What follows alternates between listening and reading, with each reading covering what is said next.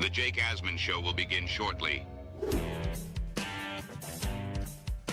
Thanks to all these great Patreon members who help support the show. Get your super chats ready. Jake will be here in just a moment. If you love the New York Jets, this is the place to be.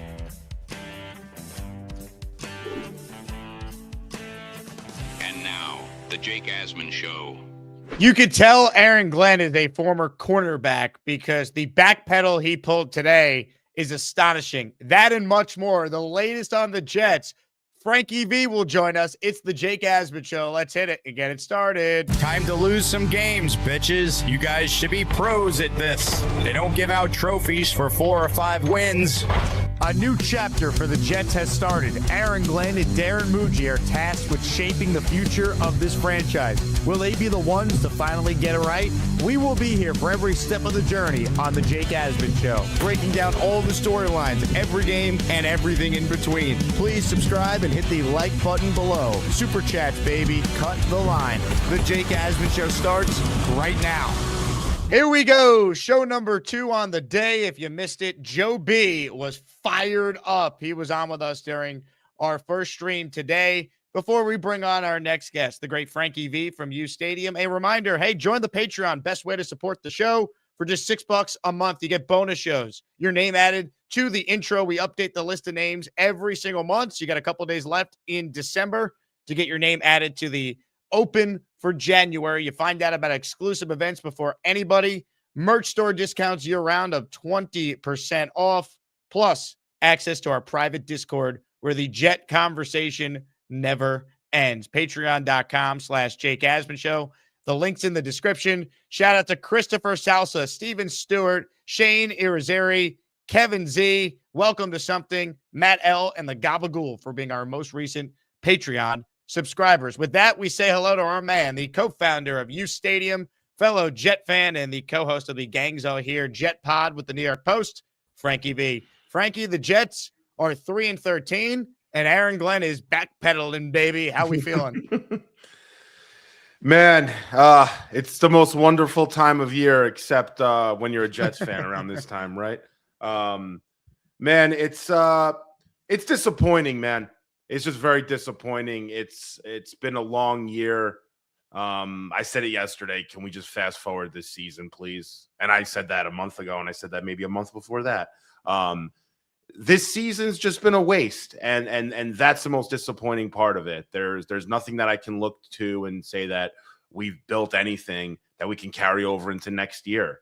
We just had basically just a parallel sort of move season, and there's no development. You're just starting, from scratch again.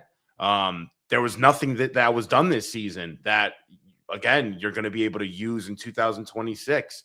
The roster's probably going to, I would say at least 40% of this roster is going to be new, especially the starters. Maybe half of the starters could even be new, especially on defense. It's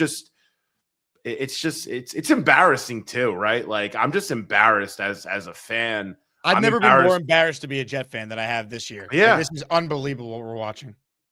Yeah, man. You don't want to tell people you're a Jets fan. It used to be funny. It's not even funny anymore. It's tiring now. It sucks, dude. It's just a bad team to root for. When we say they're one of the worst franchises in sports, I mean, we're not joking when we say that. We're not just saying that to feel bad for ourselves or play like, fan victims here or something. They are one of the worst franchises in sports, and they make decisions like they did in the offseason in who they hired that just literally points to why they are one of the worst franchises in sports. They make the same dumb decisions over and over again. They hire the same kind of people over and over again. They have reclamation projects all over the place. Like, they're the team that's going to be able to figure it out, especially at the quarterback position. It's just, it's a terrible team to be a fan of. I feel bad for Jet fans. I really do. It just never ends. Well, I appreciate it. I'm just saying, man, it's just, it is what I hate being this negative, but there's really nothing positive to look forward to. I wish I could come on and tell you Will McDonald had a great year. that we could look forward to, and we should pick up his fifth-year option. I wish I could say we should extend Jermaine. I wish I could come in here and say that one of these safeties is a ball hawk. He's going to be someone we could depend on back there. I wish I could say that Breece Hall's our Christian McCaffrey. I can't say anything. I can't. All I know is with Garrett Wilson and good tackles. That's about it. And then the convo kind of stops there. The positive is that there's only one game to go, so there's that. Now, I want to play what Aaron Glenn said this morning. I had not heard it until after our first show. I just saw the tweet from Rich Cimini. So this was the tweet.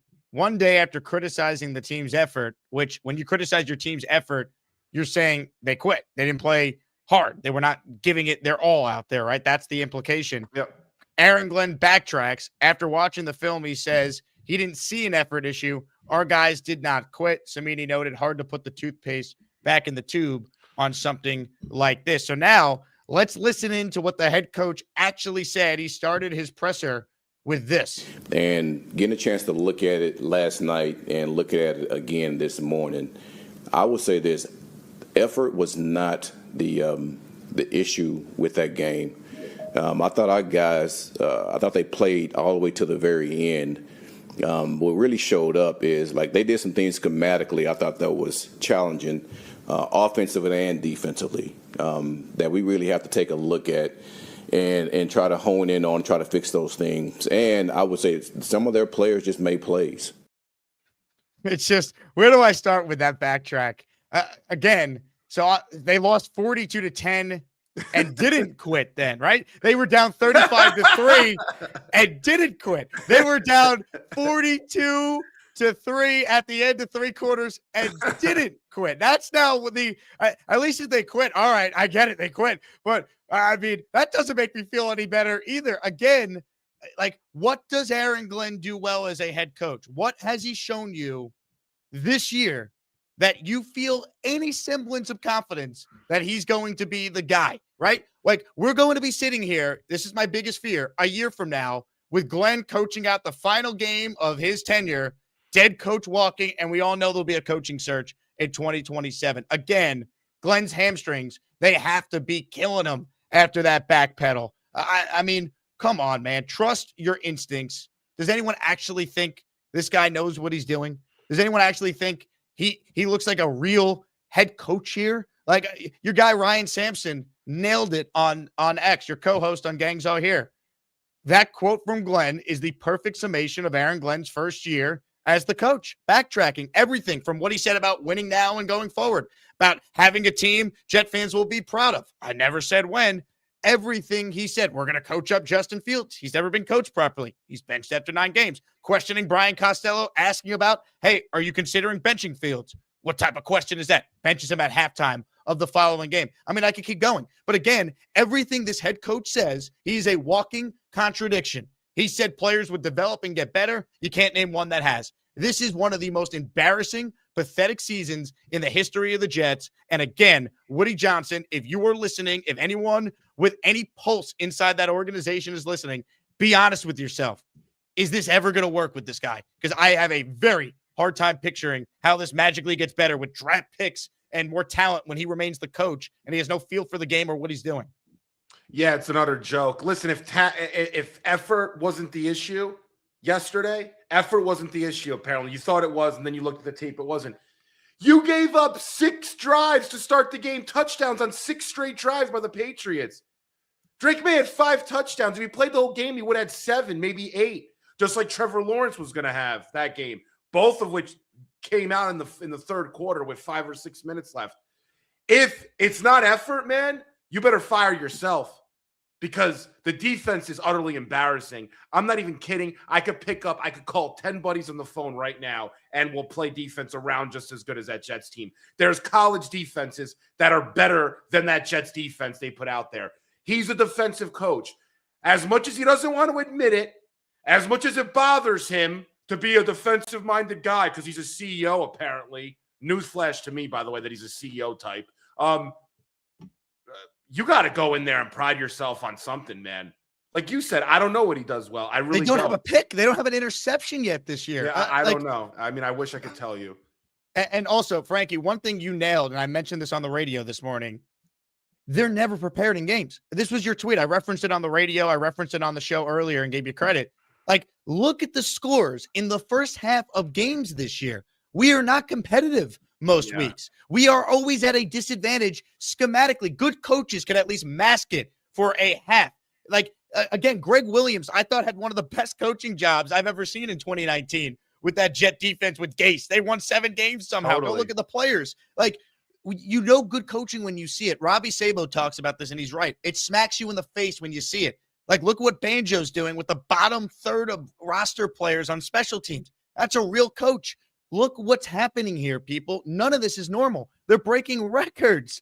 They just and that's had the at worst the half. That's a point difference. I should have added that note, but that's a point differential in 6 games just in the first half. Ugh. A negative -14, a -14 point differential in the half of 6 NFL games is crazy. It's in 6 games. If you triple that number, that's the season worth of games, basically. If you double that, that's a full game's worth. Now you're really talking about what the yearly point differential could be, considering how they played in those games. What are they going to be, a -1,000? It's like crazy. Like, dude, like, remember moral victory week 1, just for them to act like they won and get their doors blown off against a Buffalo Bills team that was clowning them at the end of games? They get clowned at the end of games. The Patriots just punking the Jets yesterday. Mike Vrabel being caught on a hot mic saying F them, trying to run out the score. I mean, he called a timeout with 19 seconds to go just to force the Jets to have to run another play. Like, the Jets, they are the JV team for these other teams out there. The Dolphins suck, and they can't even beat them. How are we going to sit here and act like, oh, let's give Aaron Glenn all these picks, let him ruin Dante Moore or Fernando Mendoza or whoever, and it's just magically going to be better next year? People, the other thing that Glenn did today, I got to get this off my chest because it was at the end of the first stream. It boggles my mind.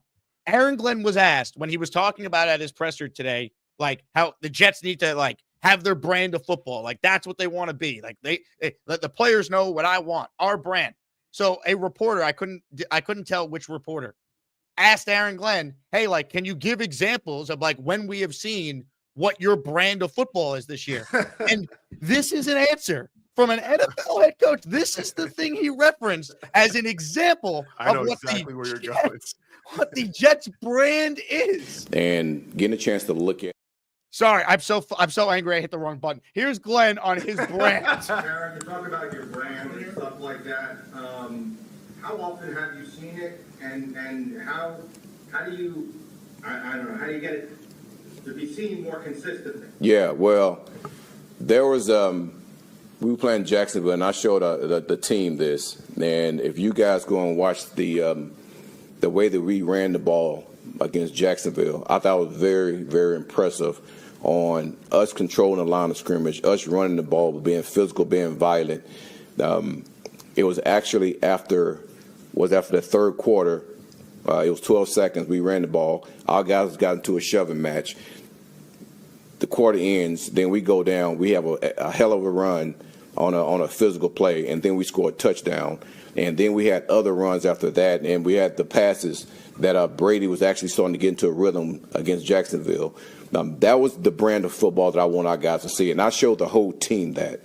Right, defensively, I mean, there were some games early in the season that we were really, really like stymie as far as stopping the run and playing the pass. I showed our guys that. That's the brand that we want to play with. And sometimes you have to show your guys things so it can be remembered on this is how we play.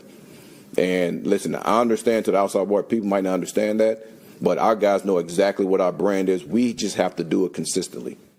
Your brand is losing football games in historic fashion. And the example that this in-over-his-head head coach is a reference to a game where the Jets were down 31-10 at halftime, lost 48-20, and he's highlighting how he's proud that they ran the ball well in the third quarter. You can't make this up. He highlighted a game where they got blown out. They got blown out. It was never competitive. That's the game he cites, the Jaguars game, where he fired his defensive coordinator afterwards. And then in the same answers, talking about how there are a couple of moments where they played well on defense. He already fired the defensive coordinator. That was an answer. Again, this is so reminiscent of when Gerard Mayo, the head coach of the Pats last year, who was a franchise legend in New England, the heir apparent to Belichick, and got fired after 1 year. Robert Kraft showed balls and made that decision. Remember when remember when Gerard Mayo, Frankie, last year called the Patriots soft and then walked it back the next day? Yeah, you're right. This is the Jet version of that. What we're watching here is not normal. That is one of the most pathetic answers by a NFL head coach we will ever hear. And if you're rationalizing it as a Jet fan, I don't know what more you need to see, what more evidence you need that we need to not make a mistake and let this guy use the draft picks and the free agent dollars and set the franchise back even more. It's not going to work. It's not happening. That game against Jacksonville, he wants to talk about the rushing attack. I looked it up. They had 26 carries for 91 yards amongst running backs and receivers. The only reason it showed 130 yards on 32 carries was because Brady Cook had almost 40 yards rushing. That's not really part of your rushing attack. Those are broken down plays. They averaged 3.5 yards that game. Brees Hall had one of his worst rushing games of the year. He had 12 carries for 23 yards. Listen, Jake, what are we doing? On the other side, Trevor Lawrence was on a historic run that game. By the way, he did something a quarterback's never done before. We spoke about it. 5 passing touchdowns, 300-plus yards, 50-plus rushing yards, and a touchdown. That's never been done in a game, of which he sat out halfway through the third quarter. They took him out. That's the game you're going to refer to? You should never bring that game up again, man. I don't know what they're doing, Jake. I don't know this guy. You said it early on when they were 0-3, 0-4. You kept saying it. I think, and actually I'm pretty convinced this guy's in over his head. It's become more and more apparent. We're not seeing him get better as a head coach as the year goes on. The pressers look worse. He's saying ridiculous things. He seems to be really nervous up there and not really remembering things correctly. It's a problem. He looked like Gates in 2020. The post game yesterday, after they got their asses kicked, he looked like Gates on Zoom during the COVID year in 2020. That I was watching it, I was like, oh my God, we're here already. Again, I don't know if Woody has balls to make a tough decision and make the move, but he would be absolutely justified to make this coach one and done. He doesn't call plays. He does nothing well as a head coach that you could tangibly point to. His promises, none of them have come to fruition. They have only been worse. And for those saying, Jake, they're tanking now. They're tanking. They started 0-7. The reason why they traded Sauce and Quinnen is because that was the only move to make when they were this bad. Enough. We need to stop making excuses and justifying bad coaching. Ben Johnson got to the Bears. They won the division after being in last place for 3 straight years. Mike Vrabel took over the Patriots. They're going to likely be either the 1 or the 2 seed. Look at Jacksonville. The Jets were better than the Jaguars a year ago. Yeah, Jacksonville. Liam Cohen's the first coach in NFL history to take over a team that had 4 or less wins and get to 12 wins in 1 year. And Liam Cohen's not some amazing coach, like someone you're never going to find in your lifetime. He's very good at play calling, but yeah, sorry. I just wanted to throw that in there. This stuff happens now. It drives me crazy, man, because we could try and pretend like it will be okay. He'll get the quarterback and they'll have money in free agency. But can we be honest? Whoever they pick at quarterback, what have you seen from the offensive staff that tells you that quarterback's in good hands? Charles London's their quarterback coach. He's a former running back. That's who was tasked to develop Justin Fields. This head coach said after the Jags game, it's not about the X's and O's. And then in that answer there, he said, oh, no, it's not effort. They were doing some things schematically. Coach, that's the problem. You guys never have a schematical advantage. And the biggest indictment is this tweet that you had yesterday. They are blown out in so many of these games. They're not competitive. Teams can punk the Jets. They know what they're going to do. They never adapt based on the opponent like the best teams in the league do. We are behind the times coaching, and we're only going to double down and compound this problem for another year if you allow this head coach to make the major decisions that are coming. Because not only is he the head coach, he's the final decision maker because the owner referred to Darren Muji as Glenn's sidekick. Yeah, and I'll say this. I don't think Woody Johnson's going to want to see that stadium next year look like it did yesterday. I know that for a fact. So if he wants to get some butts in those seats and have people re-up their season tickets if they haven't already or get those PSLs locked in, he better get a good product on the field next year. And don't sell us on the quarterback only. Don't sell us on that as being the only thing that's going to get us to go watch these games in person and spend money, thousands of dollars to go to these games. It's not enough with just a quarterback. There needs to be something dramatically shaken up there with how that head coach and those coaches and that GM and how they're operating up there. I wouldn't even mind if Woody Johnson came out and said something in the realm of, we're going to allow Darren to do a little bit more as the GM of this team. We're going to let him, put his fingerprints on this operation. This isn't Aaron Glenn's show anymore. And then you kind of go into next year and you have to prove it that you know what the hell you're doing. This is the risk you take when you hire a first-time head coach, especially one that comes from the defensive side, especially someone that's 53 years old and is all about rah-rah and being like a leader of men, and he's never said one thing that made you think, wow, that's an interesting way to think about football. Like, I've never heard it from the guy. He's not even that good at coordinating defenses. I mean, Ryan has the stats on the screen there. Obviously he's not. Look at our defense this year. Again, they fired Steve Wilkes. Glenn said he was going to help Chris Harris and oversee the defense. The defense the last 2 weeks has allowed more points than Wilkes did in his last 2 games. It's just, there's just nothing to point to. Again, if they bring him back, it's just hope that they could be better or they could magically hit a quarterback. And it's just like, we're kidding ourselves. There's no evidence. He's talking about laying a foundation last Monday. There's no foundation. Then, 6 days later, after they get killed on Sunday, yesterday against the Pats, he's saying, it's the first time that I didn't think we had the effort that we needed. And then walking it back because he probably realized he's losing the locker room. But the toothpaste, as Samini put it, is out of the tube. Again, they quit on him yesterday. I think players see that this coach has no clue. This staff has absolutely no clue. I don't care how many draft picks they have, how much free agent money they have. Ultimately, when you can't point to one thing Aaron Glenn does well as a head coach, there is zero justification for giving him a second year. It might sound cruel, but when they go 5-12 a year from now, and we're doing the coaching search anyway, we're going to be killing Woody Johnson for not just seeing what many of us see right now, that this guy is not it. Yeah, man.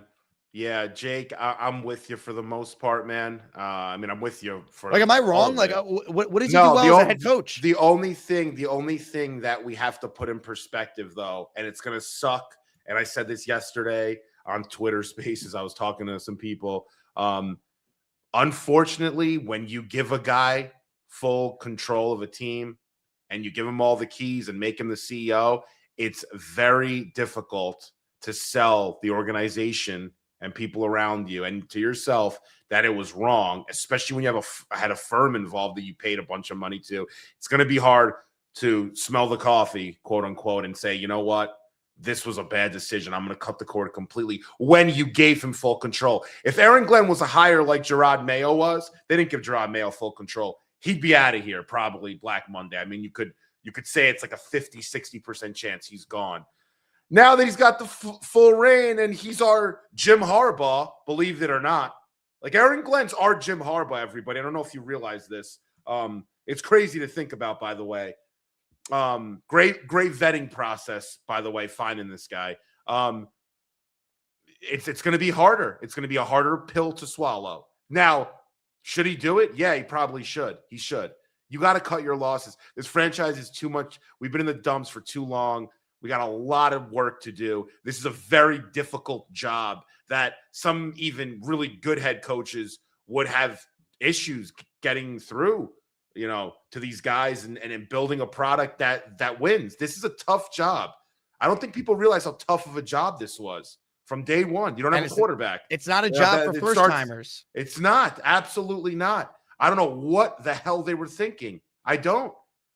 I almost, in a weird way, don't blame Glenn, because the only thing I blame Glenn on is if he conned the team and told them things that he was going to do and propped himself up to be a better candidate than maybe he was. It's like going into a job interview and say, oh yeah, I know Microsoft Excel. Oh yeah, I've worked in, I know how to code, he might have done that. But if he didn't do that and he just rah-rah'd his way to the top there, that's your fault, Woody Johnson. That's just don't let go of the rope.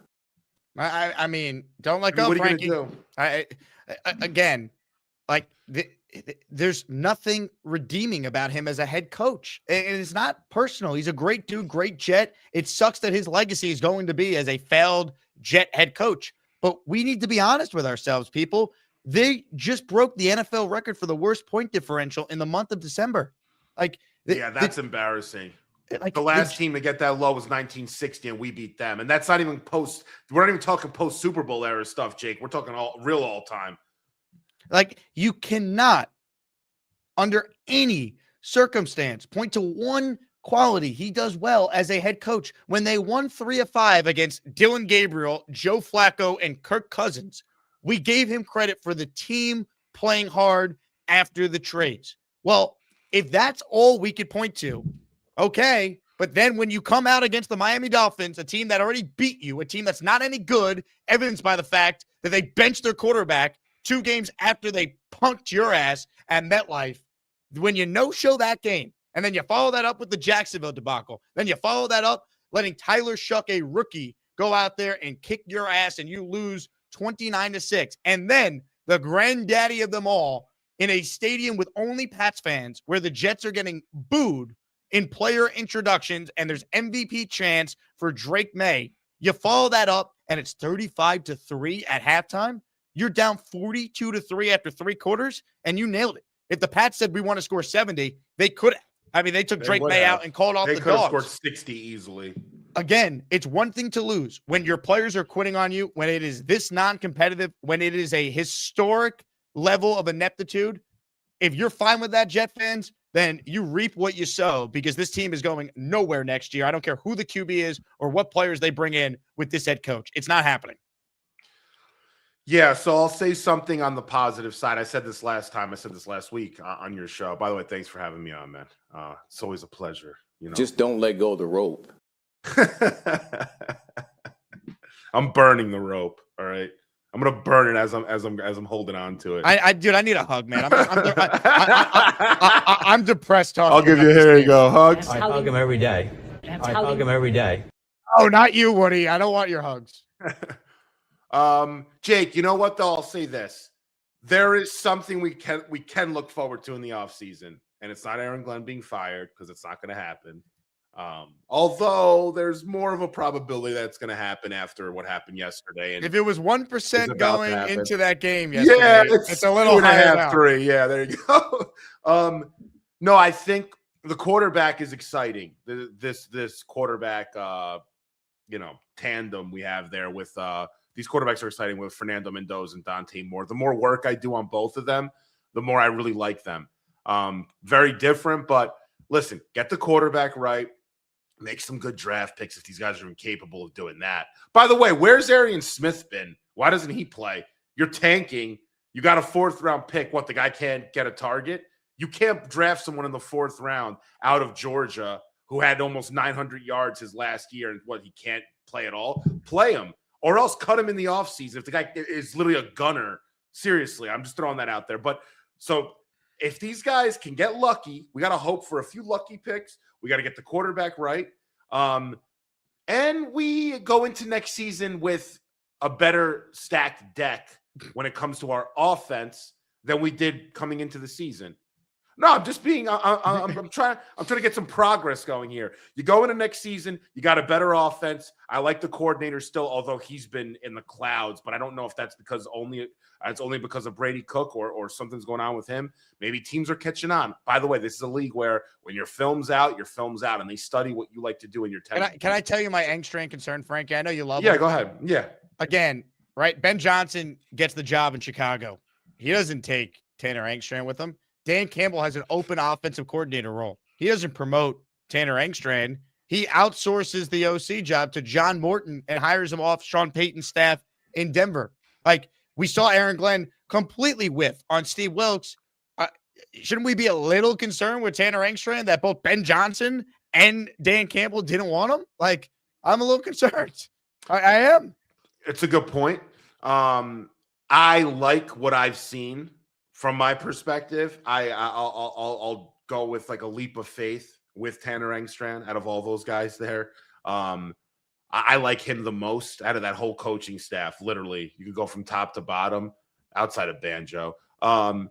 I like the schemes that he runs. I like the passing concepts more than I do the running concepts. I think they may want to bring in a run game coordinator next year, kind of work on what that O-line does. I think he does a little bit. He's a little bit too vanilla between the tackles. I think he could be a little more creative when it comes to running schemes. I really like the passing schemes, though. You'll see it once they get a really good, once they get a decent quarterback. Hopefully, I think you'll see a little bit more. I mean, listen, AD Mitchell played pretty good yesterday for the most part. He made some catches.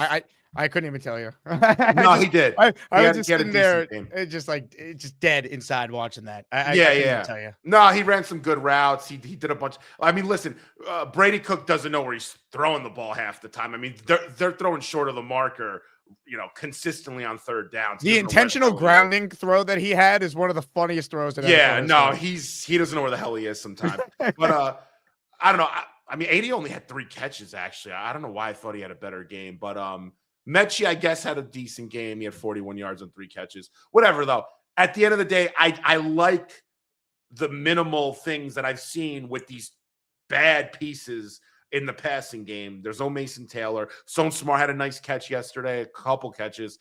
Listen, these guys are terrible overall. Let's just call a spade a spade. We're comparing it to other teams, but there's a developmental process there that I think they're actually getting somewhere with a little bit. Brees had a good game yesterday. He had a big run. What are these guys going to do, man? That defense is Swiss cheese, man. You can't run an offense when you're down 30 points after a quarter and a half. I feel bad for the guy. It's tough to get a read on who this Tanner is this last month or so because of how bad the defense has been. What are you going to do? But I like the concepts. But yeah, you're right. Why didn't I listen? I know Dan Campbell wanted someone experienced. He wanted somebody that was going to take that offense and run it independently. What was Ben Johnson's experience when he promoted him? Again, I'm not here to say that Tanner Engstrom can't be a good OC, but like I have to question everything when they're going to finish 3-14. He already fired Wilkes, and the offense is this inept again. Yeah.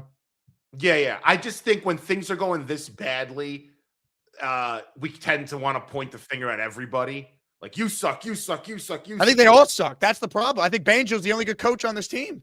Yeah, probably. I mean, I'd say him, and I think Tanner's got something. Maybe Hayden. I think Robbie tells me the O-line is like, from a technique standpoint, Joe blew it as well. Like, the O-line is like legit, which I could see with my, novice eyes as a football fan. Again. Well, interesting enough with Ben Johnson, I was going to say, he was actually the passing game coordinator before he became the OC. He kind of so Tanner Engstrom kind of went through that cycle. He was a little more experienced. Ben Johnson, he had been with the Dolphins as a receivers coach and whatnot, so he had a little bit more years under his belt. But you are right. Listen, I don't know. I will tell you, Tanner's very young, so he's inexperienced. It's some coaches don't want that. They don't want a first-time OC. But you are right in that when Dan Campbell did promote Ben Johnson, that'd be his first time calling plays. But it was also Dan Campbell's kind of first year or two in the league, so he was kind of figuring it himself out too. Now he's a little bit more seasoned. He's had wins. They've been this powerhouse in the NFC for the most part, that they wanted someone with more experience. I think, I'm just assuming, they don't want to roll the dice on a first time OC. The problem with us is we rolled the dice on a lot of things this year, and we didn't hit shit. Everything we rolled the dice on just kind of blew up in our face. Justin Fields, some of these defensive signings, these safeties are terrible. Some of these draft picks just didn't work out. Let's call a spade a spade. I mean, we didn't get a lot of value out of this draft outside of Membu. I know Mason Taylor showed flashes, but outside of him, there's they're dealing with injuries, but we got nothing from the draft class. The roster was already pretty barren, and then you had the trade. They pivoted, trading Quinnen Williams and Sauce, and they just said, we're blowing this whole thing up. We're rebuilding, even though they never want to use those words for some reason, but we all know what it is. And now people are acting like this was the plan all along. The plan, it wasn't the plan all along. Was not to start 0-7.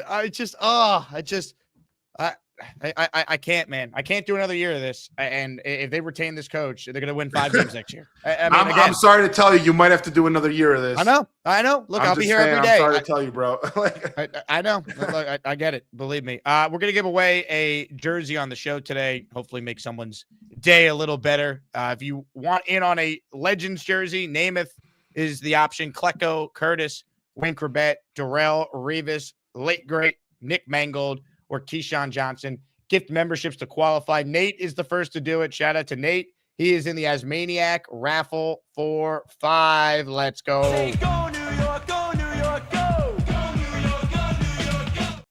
Nate, thank you. Also, the weekly raffle prizes. A reminder, we give away multiple signed items and other prizes on the show every single week. This week, we're targeting the raffle day for Friday. And on the show, we have the following 3 items up for grabs, although it's not loading right now, so I'll just verbally tell you what the items are. Prize number 1 is a signed Joe Klecko jersey.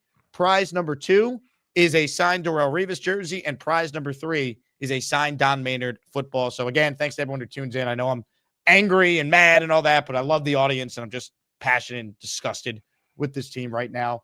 Hexen with a super chat. Shout out to the sponsor from earlier, ZipRecruiter.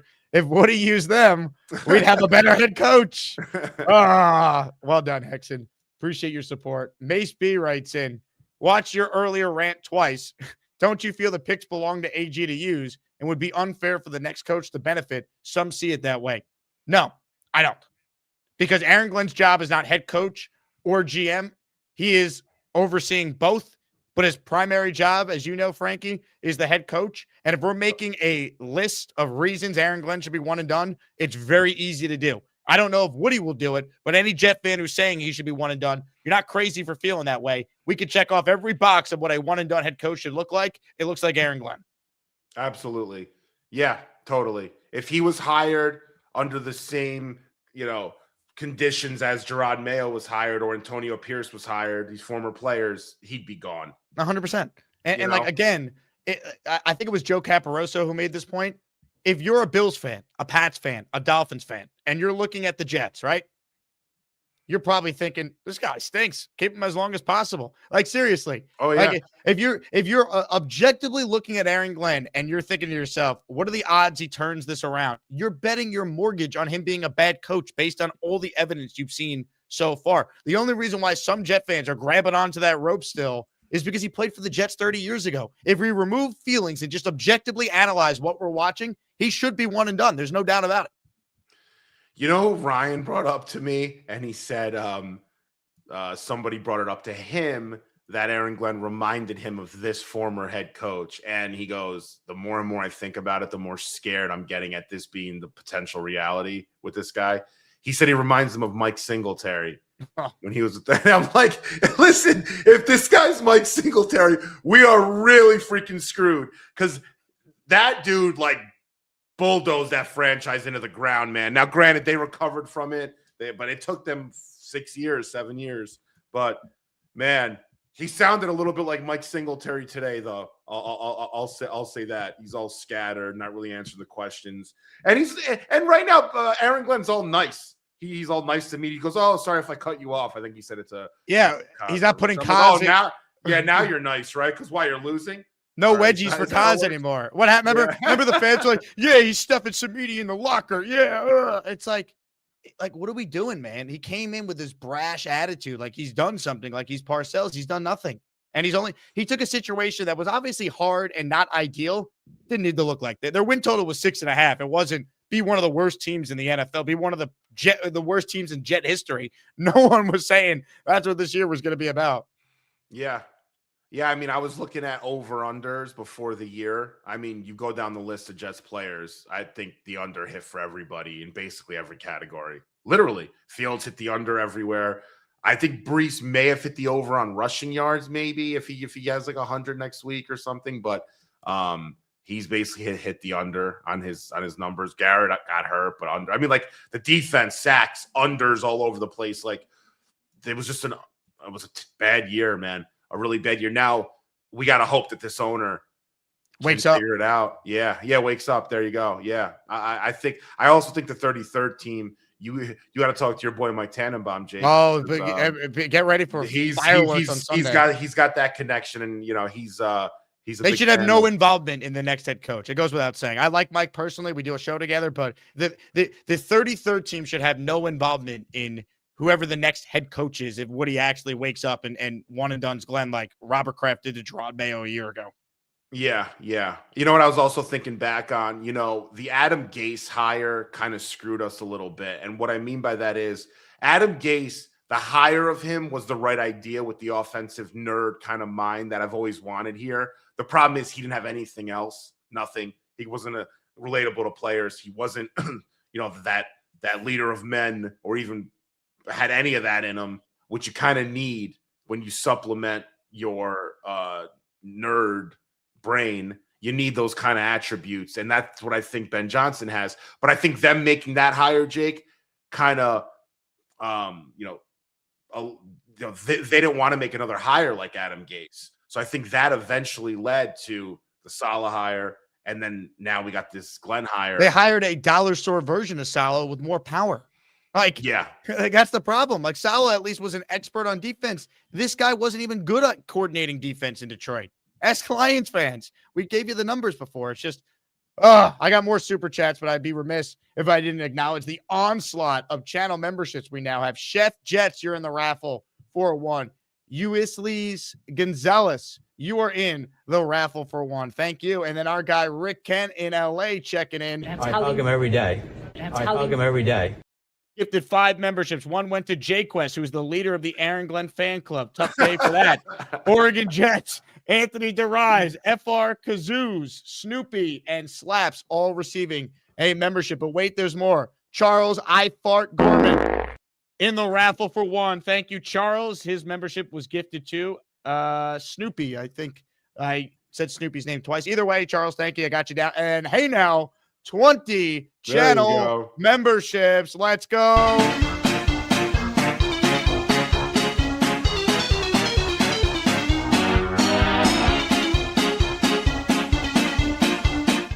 The Jets might stink, but the Asmaniac community is the best. It's raining 20 memberships.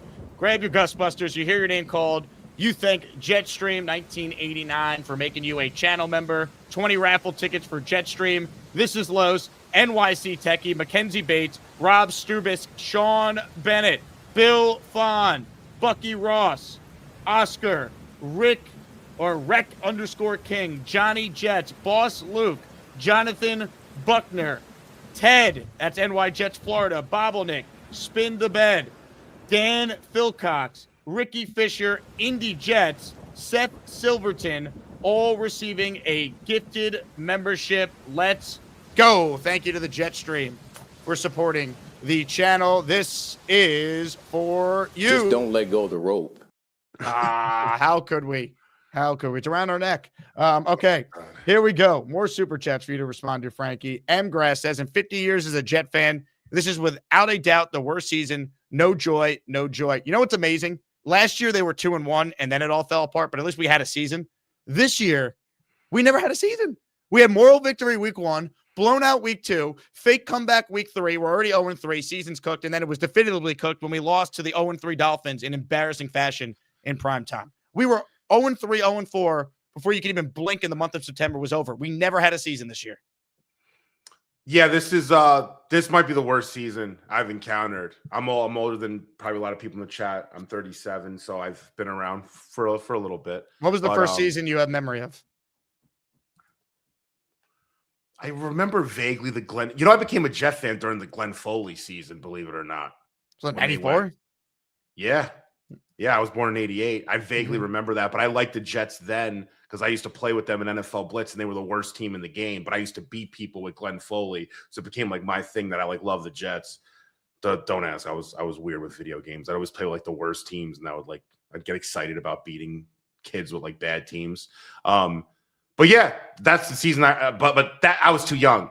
I remember the Testaverde days. Obviously, the Pennington days were great.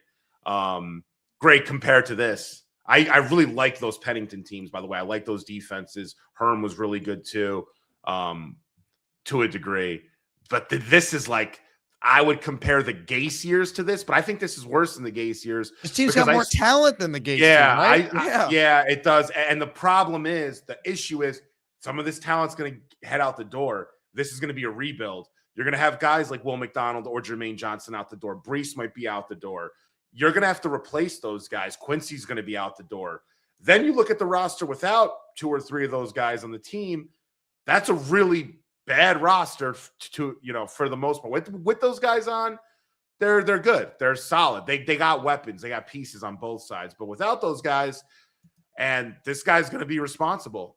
Him and Darren Muji of spending what? They got $100 million in cap and 5 first-rounders over the next 2 years. He might not make it to that second year, though, with 3 first-round picks. So we'll see what he does. They're going to give him another year. It's unfortunate because he doesn't deserve another year, the way he's performed this year and the stuff he said. And I don't even like this whole tone that he changes up his tone now all of a sudden. What? So you were expecting to win. You're being an asshole to the media. Then when you're losing and getting your ass kicked, then you just stop being an asshole. Is that how it works? Is that how life works? Great. Very convenient of you. Hey, Aaron Glenn. Yeah. I was going to say, Aaron, can you tell us more about your brand? Tell us more about that incredible Jet performance when they were down 31-10 at halftime and 48-20 overall, but they ran the ball pretty well in that third quarter. I mean, this is where we're at.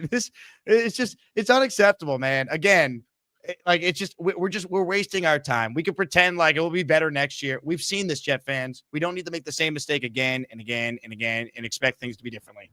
You know what the Jets need to do, man? If the Jets want to be a serious team and actually freaking change this for once and for all, call up the Ravens, see what John Harbaugh wants. You got these 5 first-rounders over the next 2 years. Then call up Pittsburgh, see if they're willing to trade him, and then call up Cleveland because it looks like Stefanski's probably on his way out. If he's just fired, I'd hire Stefanski. I'd be totally fine with that.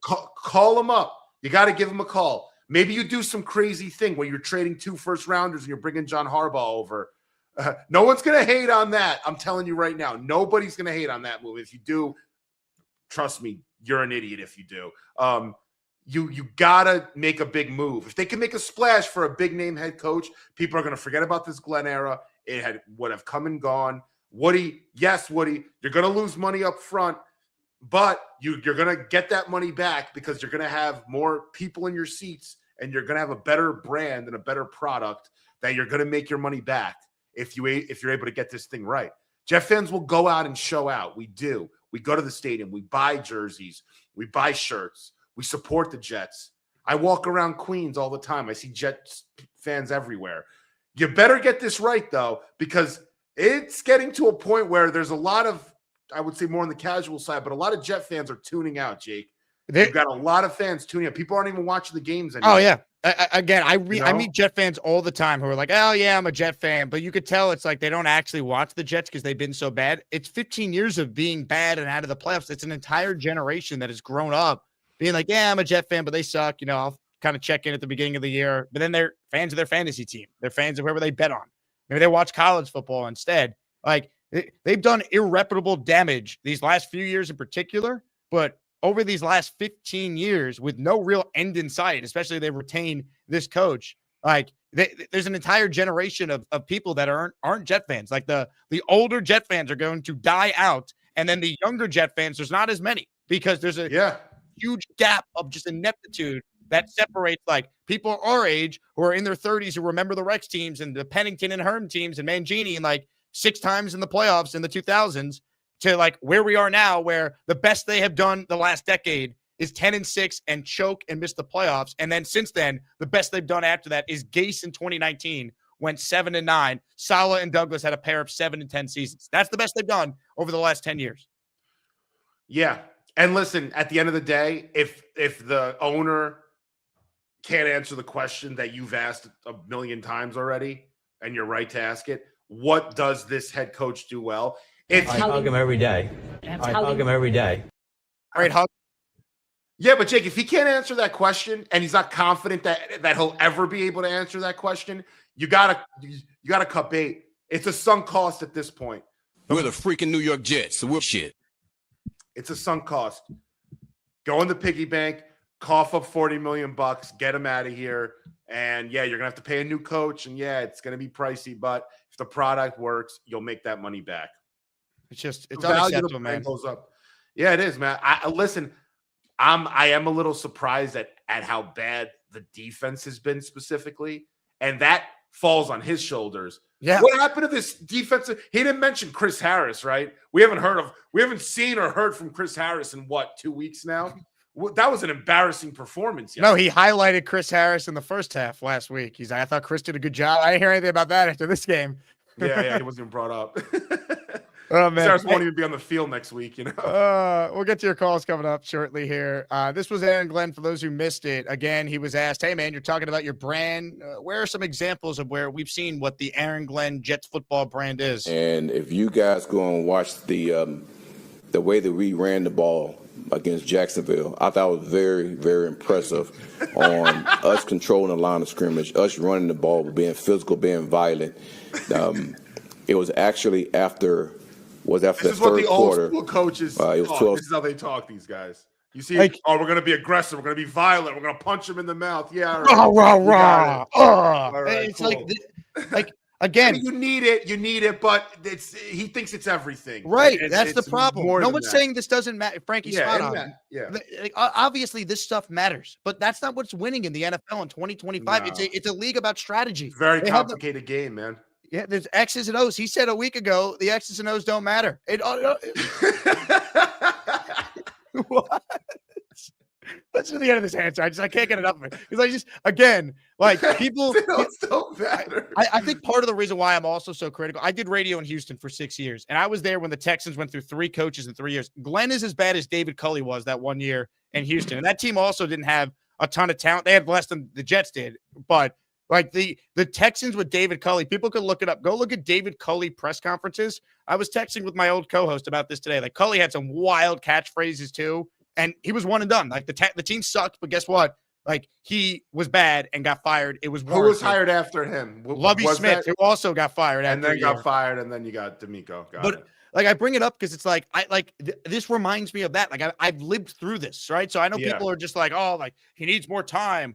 Joe Douglas had a 6-year rebuild. Like we got to give Glenn more than 1 year, and it's like you don't. It shouldn't be like this. If there was tangible evidence of progress, I wouldn't be as critical as I am. But I just don't want to go through this again next year because they're going to go 5-12. They'll have the coaching search going into 27 when we don't need to waste time now. We deserve a season that's not over by the end of September for once. It's enough. Here's the rest of Aaron Glenn telling us about that great performance in the Jets' 48-20 loss to the Jaguars. Seconds, we ran the ball. Our guys got into a shoving match. The quarter ends, then we go down. We have a hell of a run on a physical play, and then we score a touchdown. And then we had other runs after that, and we had the passes that Brady was actually starting to get into a rhythm against Jacksonville. He got into a rhythm because it was garbage time. They lost 48-20. What are we doing?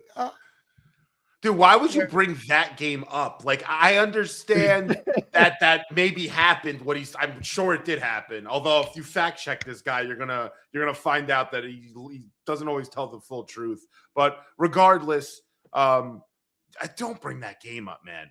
That game's like that was the biggest ass beating of the. This is what it's like being a Jet fan. Yeah, seriously. You just have a whole show just doing that for 2 hours, Let's get to the rest of the answer. The best is when he talks about the defense. It's like, earlier in the year, the defense was doing this. What? That was the brand of football that I want our guys to see. And I showed the whole team that, right? Defensively, there were some games early in the season that we were really, really like stymie as far as stopping the run and play. All right, let's go through the beginning of the season, right? Because he said earlier in the season, not during, I'm sure, the 0-7 start, right? Like, no, when they beat Dylan Gabriel or when they beat Kirk Cousins, of course. I mean, again, beginning of the season, they played horribly defensively against the Steelers. Rodgers tore them apart, and they blew the game late. Buffalo, non-competitive, both sides of the ball, didn't have a prayer. Defense against Tampa sucked. They got lucky. We got a Todd Bowles special, 14 committed penalties, all the injuries. Mike Evans went down. Will McDonald made an unbelievable play. Defense could have got the stop at the end. They blew it. Miami, no, they were terrible. Dallas, no, they were terrible. Denver, they played well defensively. I'll give them that. Carolina, they played well defensively. So 2 games, before their bye week, which came in week 9, because they were awful defensively against Cincinnati. Really? Again, the expectations this year was the Jet defense was going to be the strength of the team. They had 8 of their 11 starters back, had a former first-team All-Pro on all 3 levels of the defense. Don't tell me they traded Sauce and Quinnen. They sucked with those guys anyway. So everything he could point to, he was given a chance there to cite an example of his brand of football, and he chose to reference a game where they lost 48-20 and were down at halftime 31-10, and has the audacity to say, well, Brady Cook was getting into a rhythm. It's called garbage time, man. That's why he was getting into a rhythm. Enough. And the Jets against the run this year, they're 27th against the run. They give up 135 rushing yards a game. So, I mean, like, what are you talking about? And teams, they've been taking the foot off the gas for a bunch of these games. These stats could even be worse if teams would have really wanted to put their foots on our neck in the fourth quarter. You saw it. You saw 2 quarterbacks be taken out in the third quarter midway through when one had 6 total touchdowns in Trevor Lawrence, and yesterday kid had 5. We would have had 8. Drake May. He would have. Listen, there could be a reality where the most total touchdowns a quarterback's ever had in a football game is 7.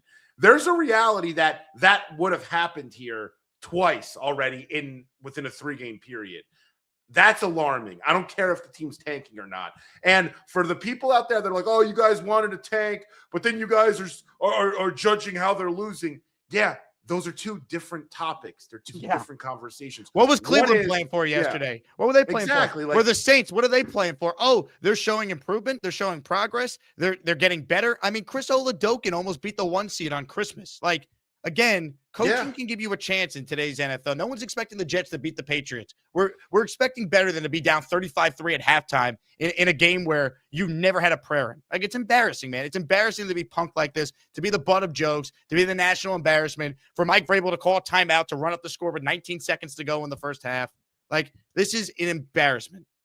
Yeah, and on top of it all, what makes it, what the cherry on top is for his defense there? They still don't have an interception. What are we? We're 16 in now. Like, you would think you would break that streak after breaking it by a game. Like, you think you wouldn't get to 6. No, we're going to get to 17 and watch it carry over into next year. This thing might hit 18 or 19. And then, here's my thing. For however long he's the coach, it would be hysterical if they just don't get an interception. Like, when they start 1-6 next year and then he's fired, you know what will happen? Like, then the interim coach will get the first interception. Like, I hate even thinking that way, but like, I'm so done with this, man. And again, you bring up the defense, right? I saw this on Twitter from Bobby Belt. Like, look at the stats on the screen, That's right? Incredible.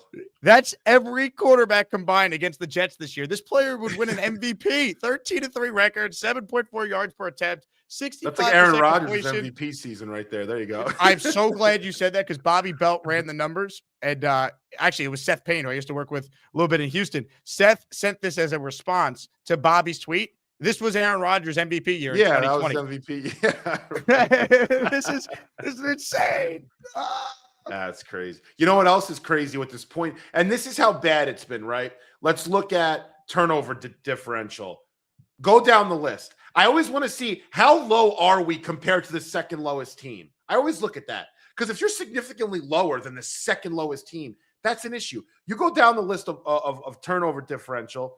The Browns are 27th, -8, tied with the Cowboys, -8, tied with the Vikings at -8, right? Then you have the Commanders at -12 turnover differential, right? The Jets, -19, like, just completely off the charts. Like, this stuff is alarming because it reflects your coaching directly. It's a direct reflection of how you're being coached and if you're putting guys in positions to make plays or not. How does an ex-corner not have one of these corners bite on a ball, say, hey, when they do this and they're motioning this way, they're likely going to go to this guy and jump on it. And if you don't get it there and they go for 40 yards or whatever, like, whatever, but we got to break this streak. Let's figure out how to do it. This is stuff you want to do. This is an embarrassment to your franchise, to yourself.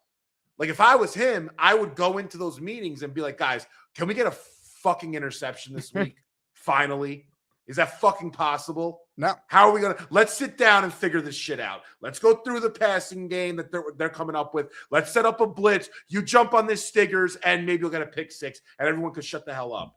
They don't even do any of that stuff, man. No, it's another vanilla. Oh, we're going to play cover 4 or cover 1 all game. All right, cool. I had a source in the building tell me that when Glenn one day went in there and he said exactly what he just said, can we get an effing interception? Apparently, all the Jets players stood up and quoted Nick Saban saying, I'm not going to, so quit asking. Like, this is where we're at, man. Like, if we don't laugh, we will cry. No, I don't. No, I don't think I will. You know that, Chip? No, I don't think I will. Like, I can't do another year of this. We don't deserve this. This fan base is incredible. I can't. Speaking of incredible fans, Mr. Bonesy in the house, the champ. I think Glenn is more of a GM than a head coach. His rise up the ranks originally came from scouting. His D in Detroit was never special, just caused turnovers. Well, that's the irony of his time in Detroit. The one thing the Lions did do was they forced turnovers. They don't do that here in New York. I don't get it. Yeah, it's super weird. Listen, there's an unlucky variable there too. Let's just be honest. The ball gets tipped up in the air, falls in someone's lap. That's an interception. But yeah, it's crazy. And I actually agree with Bonesy. I've said this to you, Jake. I don't agree that he's a GM more than he's a head coach, but I agree that I think he's better suited in a front office role than I do as a coach or a GM for sure. I mean, that's a tough gig, a GM. You have to have real experience there. But I think as a front office exec, I actually think Glenn, he's ballsy, like trading Quinnen and Sauce. That's a ballsy move to make. No? You don't think so? Those are fan favorite players. I mean, like, it's, it takes something though. I think that was survival. A little bit of, that's fine. It might have been. It might have been, but it was like we're 0-7. Let me sell Woody on. We tried it. We misevaluated the roster. Here's the pivot. Like, I think it was more than that. Like, let's not forget what this guy said when he came in and how he took so many shots at Saleh and the staff previously, basically saying they weren't good. We'll take the same exact players and actually win with them. That's what Vrabel's doing. Drake May was on the Patriots last year. They made some free agent signings, sure, but look at some of the weapons that were killing the Jets yesterday. Look at some of the players that the Pats have. Like the Jets talent-wise in a lot of areas. A Buffalo Jet fan talks about this. He's right. They're better than the Pats in some areas. You wouldn't know it because of coach and quarterback. But again, May was there last year. Caleb Williams was there last year. Trevor Lawrence, was there last year. Like, we could go chapter and verse of all these examples of it's not just quarterback, it's also coach. And the Jets right now don't have either. So let's let the coach who we all have severe doubts on pick the next quarterback? Really? Yeah, I know. We just have to hope that that's it. That's all we have. This quarterback is head coach proof. Seriously. Aaron Glenn proof. Yeah. He's got to be. That's why I'm all in on Fernando Mendoza. We really need to hope for us. I'm all in. I think he'd be a perfect fit for us. Based on the other choices out there and where we're at, I think it just works.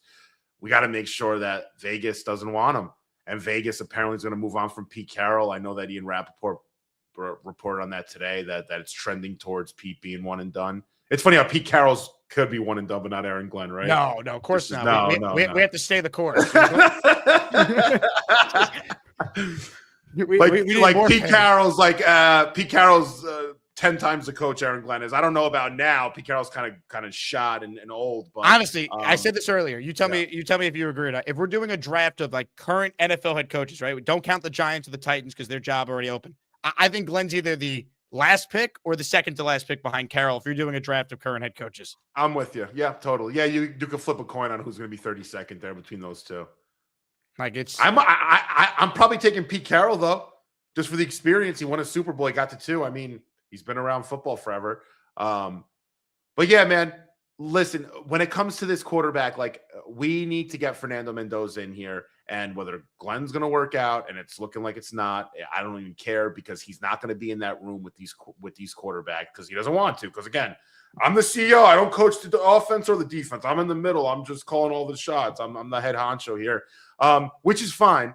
And it could be good for us in a way because he's not going to be in that room with the We need a quarterback coach though, man. It can't just be a Tanner, Charles and we need London. we need a veteran quarterback in there. Get an old veteran guy, assuming Tyrod's done. But even if so, get Tyrod in there. Get another vet in there. You're right. Get a new quarterbacks coach, someone with a lot of experience, or someone young and creative that really wants it.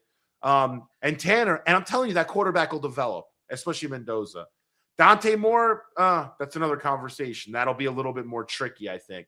That's who they're going to end up with, because that'd be typical Jets. We need the guy with the highest floor. We get the guy that might have the highest ceiling but needs the most amount of development.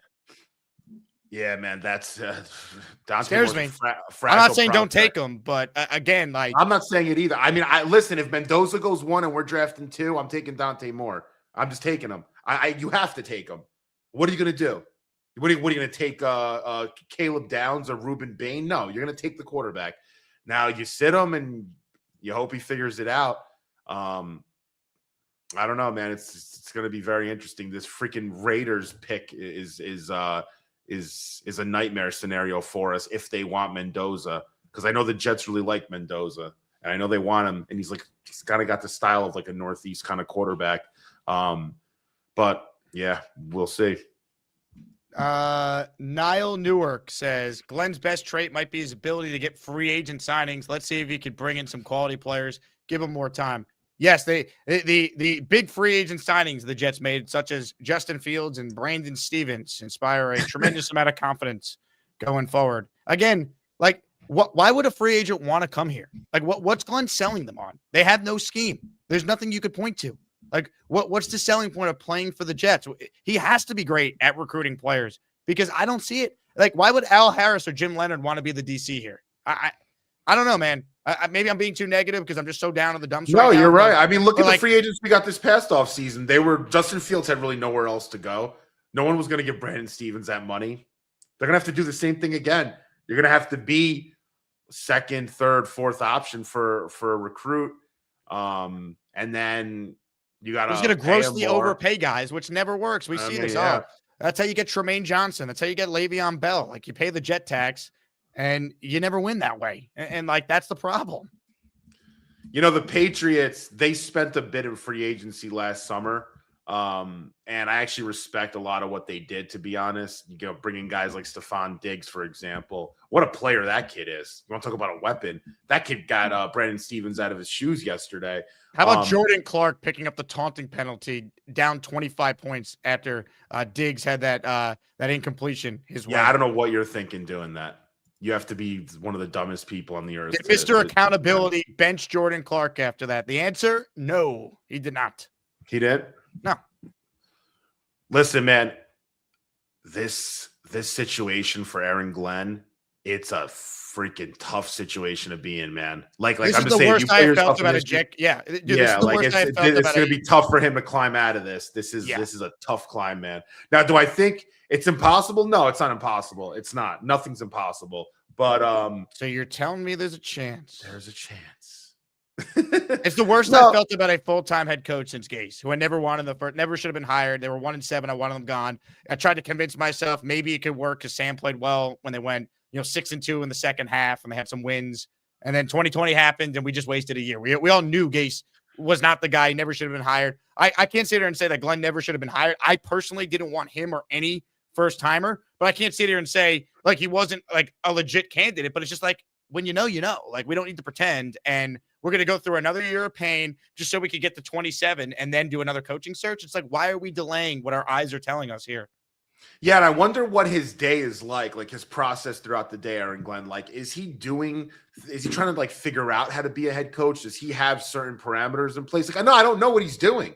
Like, is he is he running his day similar to how Andy Reid runs his day? Like, there's got to be a disconnect. Oh, he's got to call Bill Parcells and find out what worked back in 1996. Like, I feel like he's just leaving it up to the coordinators completely. And he's kind of just, Well, it was convenient for him to be like, we're running the Wilkes defense as he sticks the knife in his back and then fires it the next day. And then the freaking next coordinator's worse than Steve Wilkes. That's why I said, what was the point of fire? I tweeted, what's the point of firing Steve Wilkes? Not because I want Steve Wilkes here next year. It's just bad PR. It makes you look bad. Let the guy finish out the year. Your defense stinks anyway. It's not going to get better. It's actually gotten worse, the defense. So you fired the DC. The defense gets worse. So what, Chris Harris isn't? Like, what are you doing? This is a mess. Get through the year. Shut up. Get through the year. Try to fix some things. Don't get embarrassed. That's all we're asking for. They can't even do that. They can't even do that. Look, I'm sure they had a great week of practice. We had a great week of practice with our guys.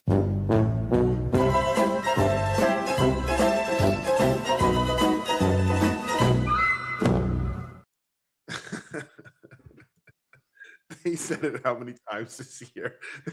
Great week of practice. Calls coming up here. Make sure you get to the raffle. Jetstream says, what does it say about you as a defensive-minded head coach and your defense looks worse after firing Wilkes? I'm with you. Robin says, I've often preached a more measured emotional response and patience to AG, if you recall. I've been a Jet fan a year before Namath. Sadly, this is worse than coat tight. Wow. Put me in the raffle. Robin, you're in for two. Again, Beningo's been watching the team since Namath in 1965 says this might be the worst coach ever. Like coat type bad, Gase bad. Like it's people have been around since the beginning of this franchise are saying it. This is 2020 Gase bad in my opinion. Ulbrich was horrific too. He was an intern. Like Aaron Glenn was entrusted with not just being the head coach. They gave him control of the entire organization. He doesn't have a clue what he's doing. Like what are we doing? No, that's the part I will never figure out. And you know what? We should, as fans, media, however you want demand accountability for that. Yeah, we should. No, I want an answer. What did this guy do, say, promise, preach, bring up in these interviews that made you believe that he could run the show here? Urban Meyer ran shows before at Florida. Jim Harbaugh ran shows before in Michigan and in San Francisco. You give all the keys and full control to guys like that, guys like Bill Belichick, to Aaron Glenn. Like what? I hug him every day. I hug him every day. Look, it's just like, I hate being this negative, but like it's the truth. We have no choice. We're Jet fans. I just don't understand. We're Jet fans. We don't like doing this. I hate this. I'm miserable. I want to have a fun season for once. I'm not asking for the Super Bowl. I'm asking for 9-8, sneak into the playoffs, 10-7 one year. That's it. This franchise is an abomination, and then the owner has the audacity to raise ticket prices on this fan base. It's a joke. It's a joke. Yeah. That stadium yesterday. Speaking of jokes, I mean, if that's going to be the product that you're going to put out there, that's what you're going to get. Woody Johnson, he better understand that. If you're going to put that crap out on the field, fans are going to stop coming to games. They are. I mean, yeah, they're not going to go. JJ says people leaving at halftime. I mean, in a lot of these games at home, the Bills game, the Dallas game, the Miami game, this game against the Patriots, maybe I'm missing another home game somewhere in there. You could have easily left either at the end of the first quarter or halftime at the latest, and the game was already over. Yeah, you're not competitive at all. Nope. I mean, like those are like that's as low bar of being competitive as you're going to get in sports. Like you're not even somewhat competitive. JJ says, go ahead and call me a Fields truther, but we're pretty much in all but 2 games with Fields, a play or 2 away. Fields gave us a better chance versus the Pats. Justin Fields stinks. I'm not wasting energy arguing with Fields versus, Tyrod or Brady Cook. Congrats. Fields is better than Brady Cook. I mean, if that's what you want, you got it. And right? By the way, the NFL, people have to realize, look at the point spreads every week. Even if you're the biggest point spread you're going to get is what, 8.5, 9.5. Teams are meant to be in games. You're not meant to get blown out by 25, 30 points. We say we're in games because we lost by 5 or 6 points or a touchdown. That's football. That's what bad teams do. They lose all the time by margins like that. The Jets are a dynasty of missing the playoffs. I mean, 15 straight years. That's pretty good. I'm telling everyone the Buffalo Sabres are tied right now, but the Buffalo Sabres, see, I'm getting a little bit of hockey knowledge, Jake. The Buffalo Sabres have won 8 games in a row. They're also on a 15-game playoff drought, but they've won 8 games in a row. They may make the playoffs, the Sabres, and if they do, we're standing alone in North America for longest playoff drought in sports. Ineptitude, immortality, baby. The New York Jets. Nick, let me ask you something. What's your 30-second plan that you would do to fix this team right now? Let's just say you're going to fire Glenn, let's say, right? Realistic plan or my dream scenario? Dream scenario. Woody Johnson sells the football team immediately. We start there. Now, what's realistic? I would move on from this head coach, and I would hire someone like Mike McCarthy, like what's his name? The offensive coordinator in Washington, the handsome guy, Cliff Kingsbury. If I prefer experience again, but if I am going to go down the first time route, the only qualification is you have to be from the offensive side of the ball and work with the quarterback we're picking. So a name I'm intrigued with is Clint Kubiak. I think he's the name. Joe Brady intrigues me with the Bills. Again, it has to be an offensive guy, but that's where I would start. I'm open. Josh McCown, I'd be intrigued by. But again, like that it has to be like experience or offensive guy. We cannot do first-time defensive coach all over again. I'll lose my mind. Yeah. I like this Clint Kubiak guy, by the way. I like what he's been doing, and I think similar resume to Liam Cohen. Like Liam Cohen was an offensive coordinator with Baker for a year. Clint Kubiak's in year 2 as an OC. He was in New Orleans, and now is with Sam in Seattle. Like, I'd start there. Yeah, no, totally. Yeah, man, it's this is going to be a very interesting offseason. I'll say this is going to be an offseason where I really don't know what's going to happen. Like every offseason, I have some ideas as to like who they might target in free agency, who they might draft. We kind of all knew last year that they were looking at a quarterback market, and Fields was one of the options, and they were looking at tackles, and Membu was there. Like, so we, or tight ends. But this year, I don't even know. Like, they could really go in a million directions. They just have to pick a few paths, and they have to nail it right, man. They do. We better hope Darren Muji knows more than what it seems like our head coach doesn't know, because he's going to be probably the most important variable in all this when it comes to setting this team up so that in the next 2, 3, 4, 5 years, we can finally make the playoffs and start being a competitive team. So I think Muji's got to strike it hot, man, because the Jets aren't going to change everything right now. We just have to accept it for this offseason at least. Hey, man, we deserve a little luck. Maybe we'll get some. Before you go, great comment that I wanted to read here from Mary, who says, the 33rd team, led by Mike Tannenbaum, recommended Aaron Glenn to Woody Johnson. Woody should sue them for malpractice. Shameless plug. I host a radio show every Sunday with Mike Tannenbaum. Tune in from 8 to noon on ESPN New York, baby, and you can vent your frustration to Mike yourself. We'll take plenty of calls. You know what? I give you so much respect. I give you a ton of respect, man, because you do a show with Mike Tannenbaum. And really, I don't think anyone rips Glenn as hard as you do or keeps him accountable for his BS more than you do. And that's saying something, because you got to deal with Mike. And if Mike doesn't like what you're saying, so I respect how honest you are about it. And I don't think enough people are in media in general. So that's a shout outs to you, man. Seriously. I appreciate it. Like I have no issue with Mike personally, but if we're going to disagree over Aaron Glenn, so be it. It's sports talk. Yeah, that's what we do. It's not personal. It's opinions about sports. Anyway, Frankie, you're the man. Plug whatever you have cooking with uStadium. When's the next Gangs All Here pod? What does the Asmaniac audience need to know? Yeah, tune in New York Post Sports. We'll be doing a pod on Friday. We were off this past week. We have our 1 week of the year that we kind of choose that we're off, and we said, why don't we just pick this past one? So we'll be on Friday. We'll do our post game show on Sunday. I'm sure that'll be fun. And then we have an event with uStadium. If anyone's in the tri-state area, we'll be doing a golf/draft party on April 23rd at Harrison Meadows. Jake was there last time. We're going to have some podcasting going on if you want to give live reactions. The food's awesome. The venue's great. Yep. We're going to have some quality booze up in the place, some fun people. I think Braylon Edwards is going to be there and some other athletes. We're going to get through the doors there. Aaron Glenn? He might be unemployed by now. I hope so. I'll if Aaron Glenn gets fired, I will do whatever I can to get Aaron Glenn to the draft party. We can hang out with him and have a beer. How about that? Love it. Hey, whatever is required now. But yeah, no, that's it, man. That's what we got going on. We'll be releasing stuff on our uStadium social accounts as always. But that's it, man. That's all I got going on. But I appreciate you guys. Love it. Frankie V, everyone, founder of uStadium. Check it out. Good stuff from Frankie. Some super chats to get caught up on. Jersey Jet, what offense does Mike McCarthy run? I mean, if you listen to Rodgers, he'll talk about it was like a West Coast offense. And then in Dallas, I was doing some reading on this in between shows today. He apparently used a lot more 11 personnel, which would be like 1 running back, 1 tight end, 3 receivers, a lot of shotgun and empty sets. Again, I don't need to get technical, though. Would you rather Mike McCarthy or Aaron Glenn as your head coach?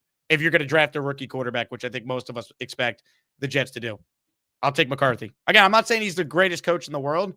He won 12 games 3 times with Jerry Jones as his owner in 5 years. And the years he didn't win 12 games, Dak Prescott was injured and missed most of the year. I think he's a good coach. He'll hire a good staff. He hired Al Harris, and look what it did for the Cowboys secondary. Now look at what the Cowboys defense is without him. McCarthy had Kellen Moore as his offensive coordinator. That was his hire. Again, I have more faith in McCarthy than I would Glenn. I have more faith in Kingsbury than I would Glenn. I'd have more faith in any first-time offensive-minded coach than I would a head coach who's a CEO whose defense sucks ass. That's kind of where I'm at. JJ says if Pete Carroll stays, I think he'd like Moore over Mendoza. Maybe. JJ says, looks like we have the 3rd pick. At that point, no need to trade up to 2. We can get Dante Moore at 3, stud receiver at 18, then go defense rest of the draft. That assumes someone else doesn't trade up in front of you, though, if that's your plan. We don't know that just yet. Taylor says, I can't see any path to success. No good coaching candidate would ever want to come here. Good QBs. We could possibly draft. We'll have the hardest task of any quarterback drafted, so odds of success are low. That's how most of us feel. Again, I can't say you're wrong for feeling that way.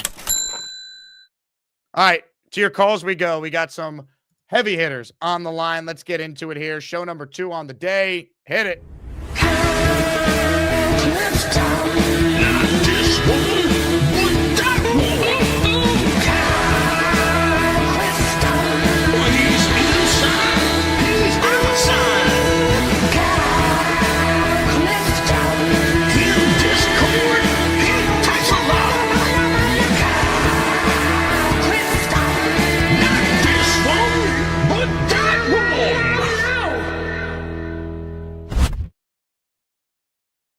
Uh-oh.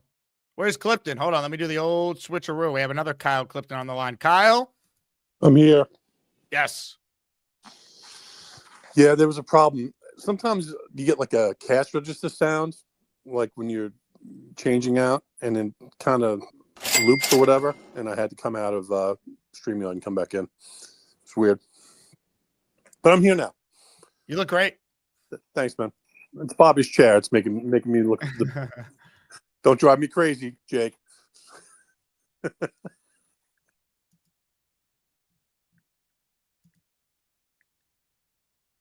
It's happening again. Uh-oh. Is it? Well, you call back. We'll figure this out. In the meantime, I have just the man to go to that will get us back on track. Ladies and gentlemen, he's a man that doesn't need an introduction. But I have several I want to play anyway. Hey, Charles! You'll never get my chicken soup recipe. Hey, Charles! I'm not saying that Glowski takes steroids. Please, some of it. Hey, Charles! Who is that lovely lady? Send it this way, Charles! Hello, Nick Asman. How are you, buddy? Hello, Charles Gorman. I'm good. How are you? First off, I just want to congratulate you again for making on NBC last night. I watched the whole segment on video on YouTube. It was awesome. Do me a favor, Charles. Your internet was also bad. It was crackling. So I will go to you. All right. Let me try this again. They say the 3rd time might be the charm. Maybe not with this guy, though. If Mad Max ain't yapping about jets, that boy, he's jamming. He's slamming, freaking dancing, wall smashing. I'm Jake Asman. If Mad Max ain't ever stopped yapping, that boy, he still be dancing. Then call Jake Asman. He got an orange wall. Honestly, guys, can you guys hear me? Watermelon. Oh, man. So I saw your show last night. Congratulations to be on NBC4 Sports Final. I was watching your show last night, very late last night. I was watching your show, so it was very good. You had very good takes on the Giants and Jets situation. Very good takes, you know. So I really agree with you on Aaron Glenn. He needs to be one and done. He is a horrible head coach. You know, did you see that press conference? Like, oh, there's a brand of football. You know, Aaron Glenn. You know what your brand of football is? Getting blown out every week, being inept. And you have no clue what you're doing. That's your brand of football, is getting blown out every week. What's your thoughts on that, Jake? That's honestly what Aaron Glenn's brand is. Oh, yeah. Honestly. Yep. This is honestly Aaron Glenn's brand of football. This is honestly Aaron Glenn's brand of football. This is his brand. The moral victory. We can't see you, Max. You're out of the shot. See if you can see me now. Honestly, this is Aaron Glenn's brand of football. The salsa dancing. This is Aaron Glenn's brand of football. Honestly. Hey, where's the boxing punching bag? Oh man, I was just working on. I was doing some triceps, Jake. Oh yeah. Doing some tries. Hit the bag. You want me to hit the bag? Let me hit. I'm walking to the punching bag right now. Let's punch the bag. Honestly. How about dishonestly? Honestly, dishonestly.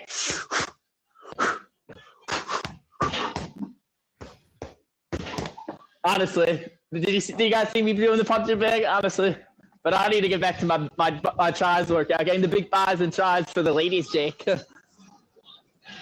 Hey, let me bring on my kung fu expert for some guidance.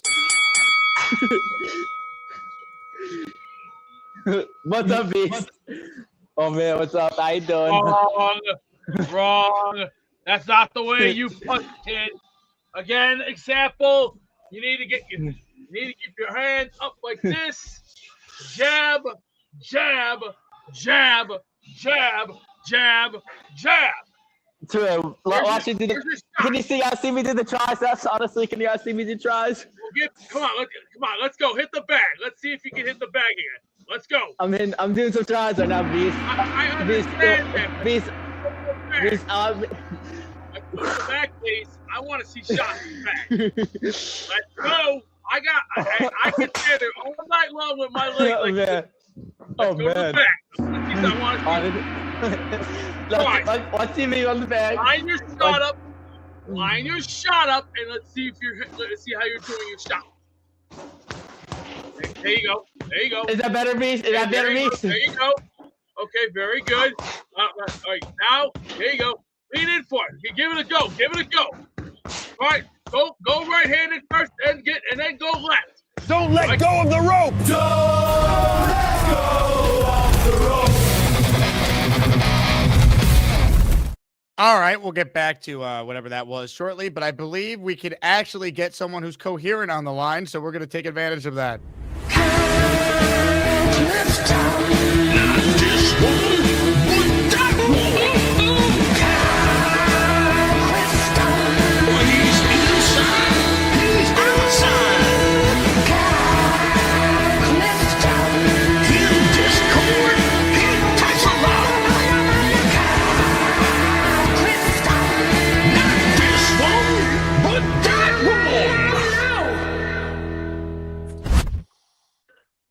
I blew it, Jake. I had pole position over Mad Max. You never want to follow that guy.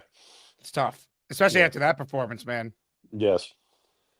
So, throw aside the fact that we're getting blown out in all these games defensively. And, it's whatever it is, 30-0 or 33 at halftime, whatever, for the last 4 games. Throw aside the 0-7 start, the calling timeouts at inopportune times, the not kicking field goals that go for the jugular and win the game.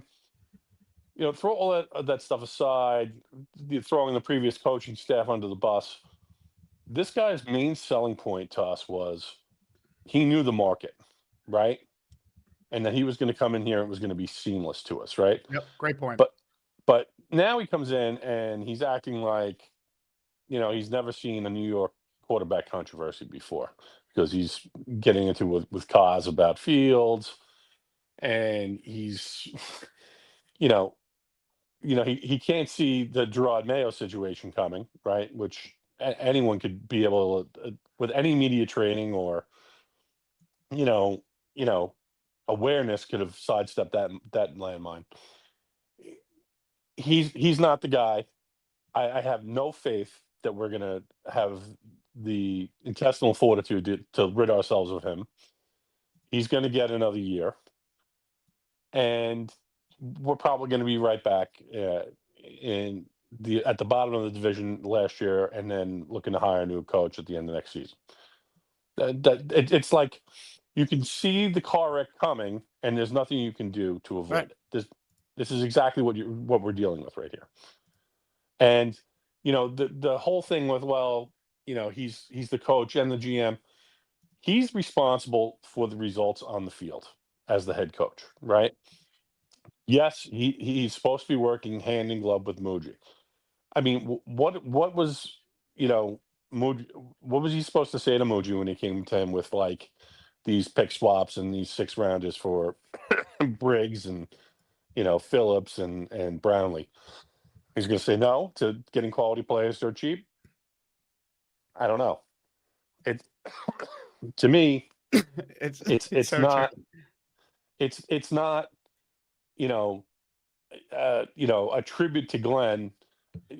I think he's paired with a halfway competent personnel guy. If you're just reading between the lines, and then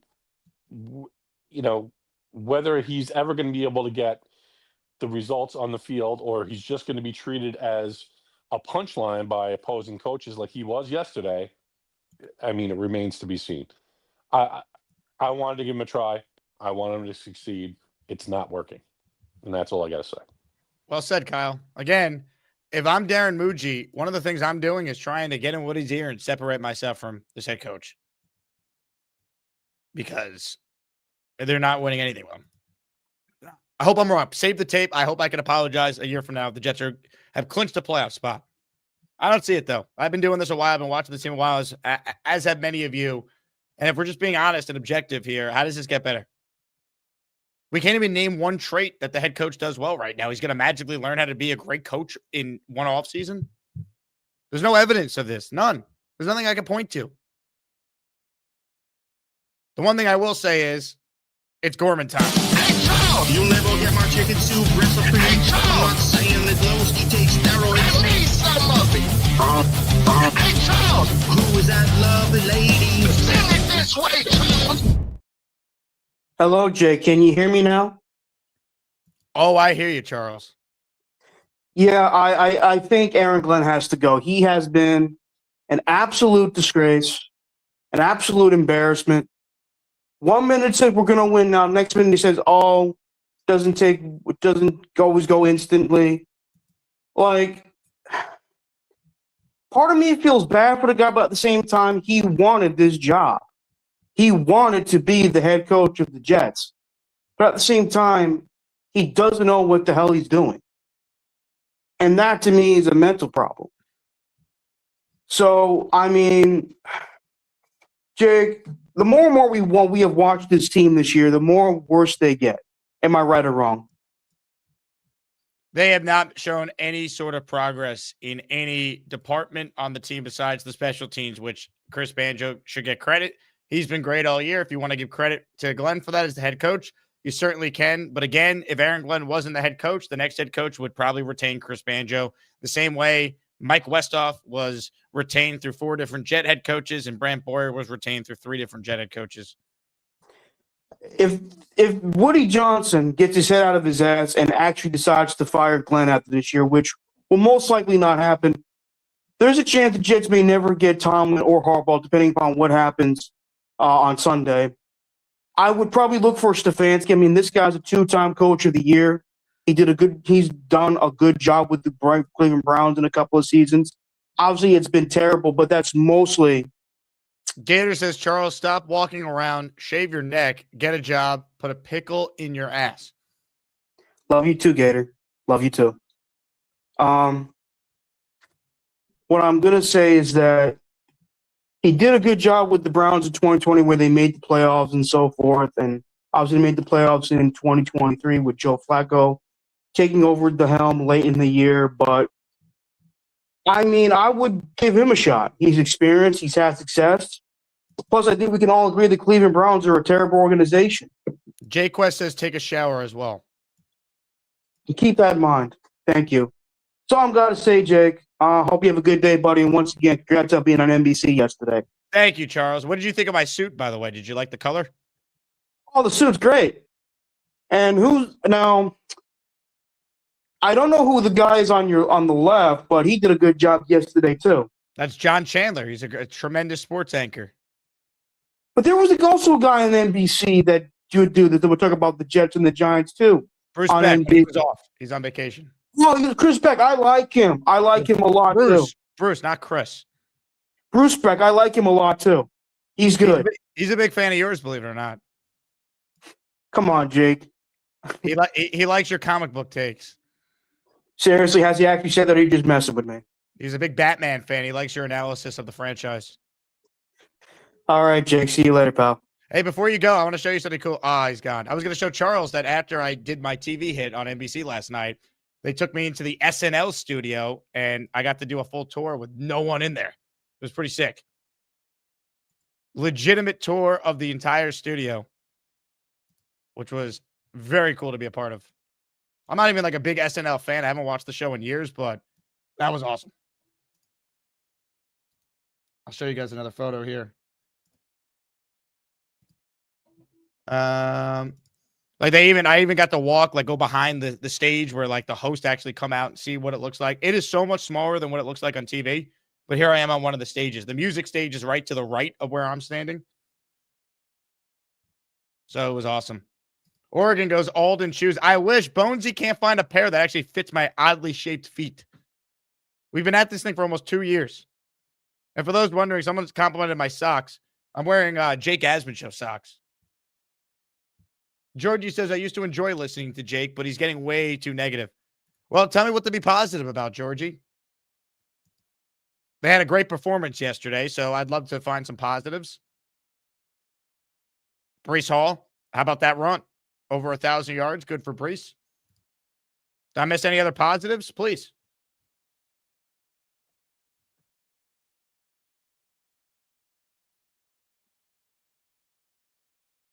Anyone have any other positives from yesterday's game other than that it's over?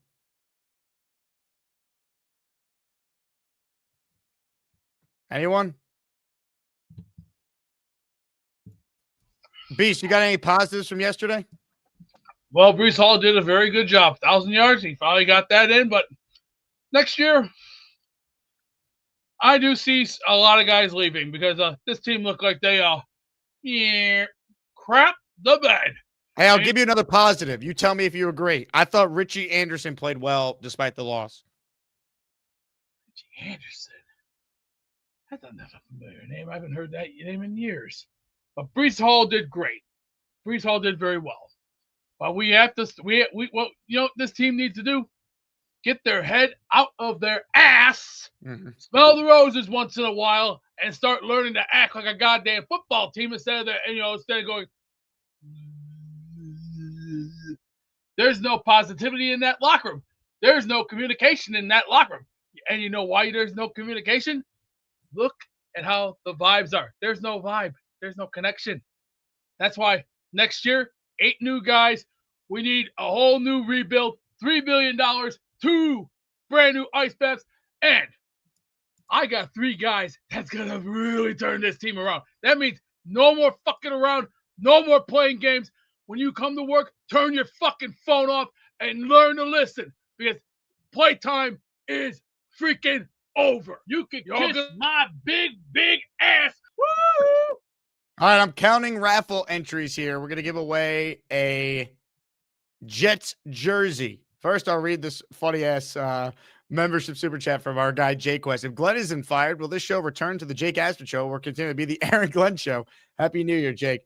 I'm just not going to sit here and not voice my strong opinion. If he's retained, I will be rooting for him. We will cover the off seasons. We always do. I think I might be the only Jet content creator that's going to give you live shows from the Senior Bowl, from Super Bowl Radio Row, and from the NFL Combine this year. So I'll continue to do what we do, but I'm also not going to sit here and pretend. I can't. If we're watching this and we're just accepting this, I can't do it. I don't have it in me. If Glenn's retained, I will root for him to do well. Because unlike some, I'd rather be wrong if it means my team is winning than be right because my opinion's right. But, Jay Quest, let me ask you. Next year when they start 1-5, are you going to have some remorse, some regret? Are you going to bend down and let me spank your ass and say, you've been a bad boy? All right, enough? Probably not. All right, because again, we could come up with every scenario we want. How this is magically going to get better, I don't see it. All right, because the Jets get their asses spanked every week by other teams here. I'm so sick of it, man. I really am.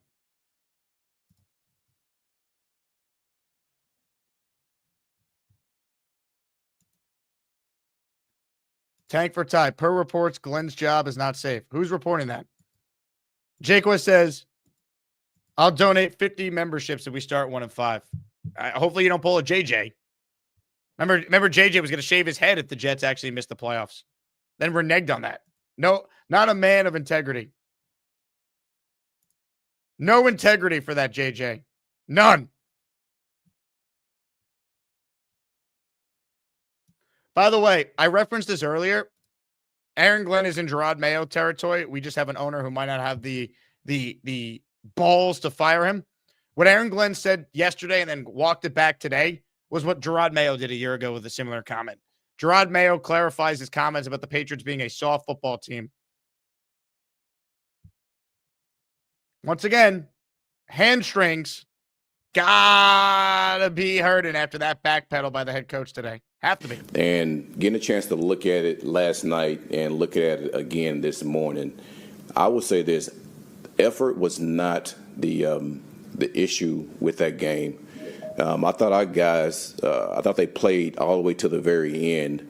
What really showed up is they did some things schematically. I thought that was challenging, offensively and defensively, that we really have to take a look at and try to hone in on, try to fix those things. And I would say some of their players just made plays. The good news is the players didn't actually quit. We just got so badly outcoached that it was 35-3 at halftime. That makes me feel way better. I'm sure they had a great week of practice, though. We had a great week of practice with our guys.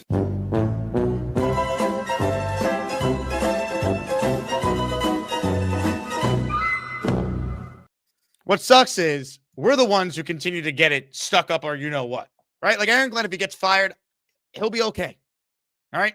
He's got $50 million guaranteed coming to him. He made money as a player. He'll be fine. Right? He'll recover. We're the ones who keep getting screwed.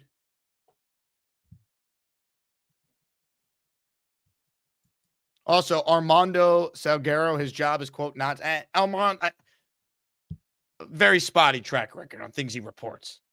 Again, I'm not sitting here saying that he's not wrong. I don't think Aaron Glenn's job should be safe, but I don't know if we can sit here and say his job is in danger. I don't know if I'm going that far. You need the Bills to just kick the crap out of the Jets Sunday, especially if they're not playing Allen for a lot of the game. He'll start the game because Josh Allen has that Iron Man streak. Consecutive games in a row, he'll want to keep going. He did that BS last year where he came in, did like a handoff, and then left. But, man. Bino says, criticizing Glenn's failures equals negative. Again, what's there to be positive about, Bino? You're right. I'm disgusted. You're disgusted.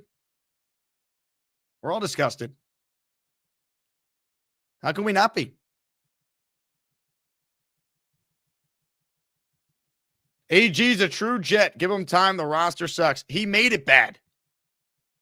He took over the team, and then every player that was here we thought was good regressed. The roster sucks. He paid Jamie and Sherwood, did he not? Quincy Williams was the first team All-Pro. Now he's unplayable. Again, Quinnen and Sauce were having bad years when they were here. The roster sucks, though. Oh, he picked Fields. Again, we don't need to revisit this. Everyone knows where we stand. It's a matter of it. Georgie says he's not the GM. Yes, he is kind of the GM. There's not a move that's made without Glenn signing off on it. The owner of the team referred to Aaron Glenn as the guy running the show. He called Darren Mujik, and I'm not making this up. This is an exact quote. He referred to Muji as Glenn's sidekick. He is kind of the GM. He's not on the phone making the trades. That's why Muji should get credit for extracting the value he did. Georgia, they don't have an interception this year. They broke an NFL record. We got to stop pretending like this is normal. This is acceptable. The same people trying to be positive right now, whoever this is, BBA, nailed it. The same people telling us, you got to be positive. He needs more. You're the same people telling us why Justin Fields was going to be successful. When we knew he can't play. I can't do it anymore, man. I really can't. I love all you for still watching, though. We're all in this together, win or lose. Raffle's coming up. I need a little time to count the names. So I present to you a short clip of my time on NBC last night talking Jets with John Chandler. I look at today, 42-10 against the Patriots team that's obviously much better than them, but they did nothing right today. And it just feels like not only did they lose this game, but it feels like Aaron Glenn is lost right now as a head coach of a team. He has no answers. And again, this is a head coach who came in and said, we're here to win now and going forward. He preached player development. There's no one that has improved on this team. You can't name one player on defense that has actually been a positive. He's already admitted a huge mistake with his defensive coordinator hire. They fired Steve Wilkes. Hey, I guess it wasn't all Steve Wilkes' fault. Again, you have a defensive-minded head coach. They have broken an NFL record for 16 consecutive games without an interception. Aaron Glenn was a phenomenal cornerback in his day, had over 40 picks with the Jets. The fact that they don't have one, and most weeks, John, they don't come close. No. There's just so many red flags on top of the fact. How do you not just get like a tip going your way? It's like, that is stunning to me. Zero interceptions. It's remarkable. And then, you look at the hires on offense, right?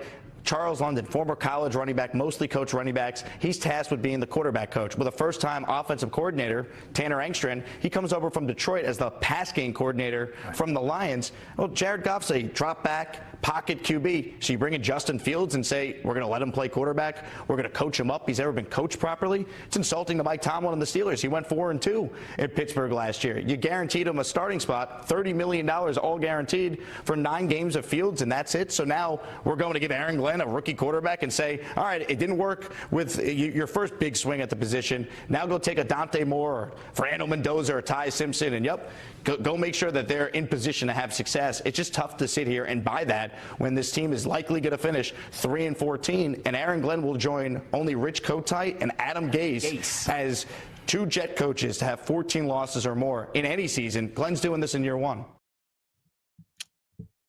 Thanks again to John Chandler for having me. Full segment is available on a members-only video on Patreon. They used highlights during the segment, and YouTube flagged it, so I can't actually air it on the show. But I could play it as a members video or on Patreon. So if you want to watch the full segment, about 20 minutes, talking both Jets and Giants, you could check it out. Paul says I look different, no hat. I'm not wearing a hat right now.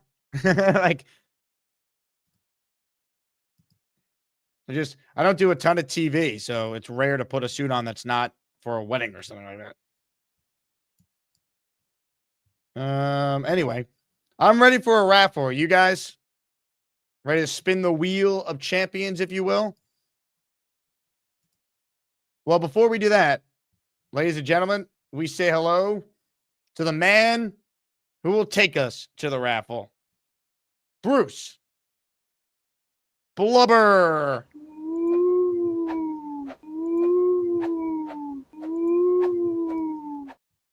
Bruce, you there? He's not. Beast, what happened to you? Beast.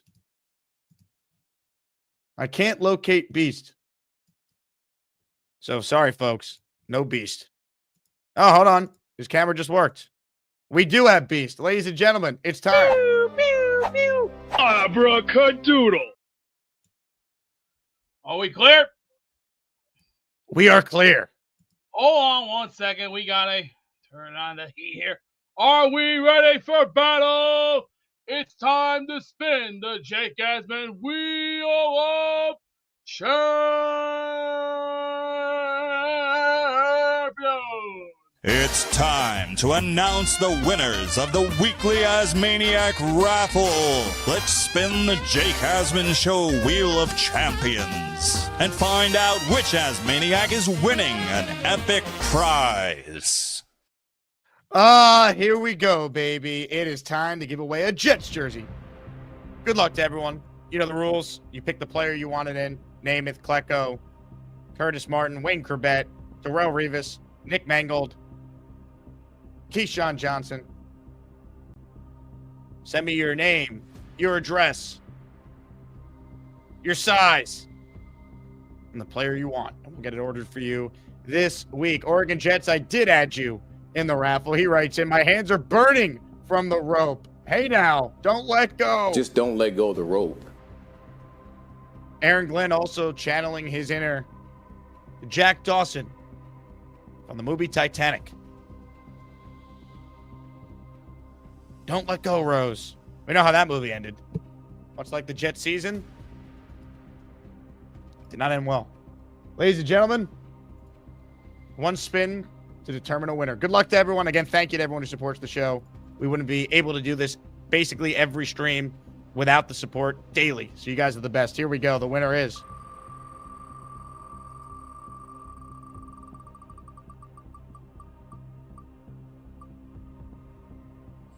Jetstream 1989. Let's go.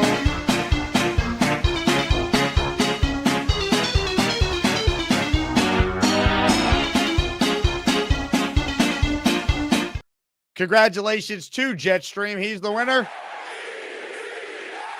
Well deserved. Gator says Jake has been talking about this bleep since 6 a.m. That I have. We're back at it tomorrow, 6 a.m. to 10 a.m. ESPN New York, doing the morning show with Jordan Ronan. Then I will be live around 11:15 with Robbie Sabo for our Tuesday stream. Thank you guys for watching. You guys are the best. I know the Jets suck. Believe me.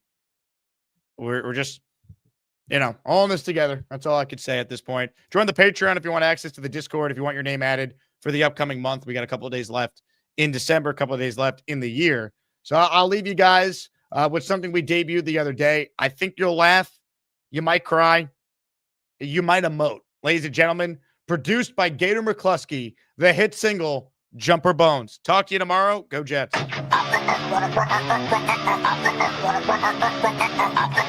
I wanted to jump a bone, you asshole. I wanted to jump a bone.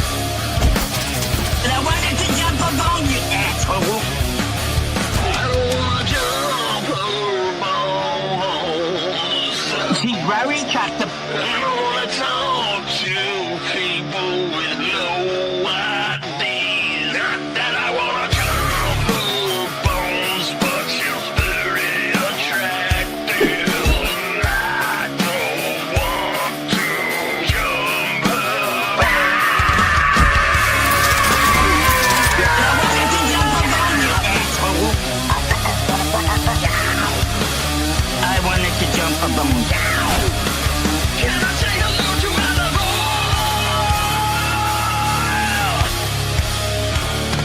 I don't wanna jump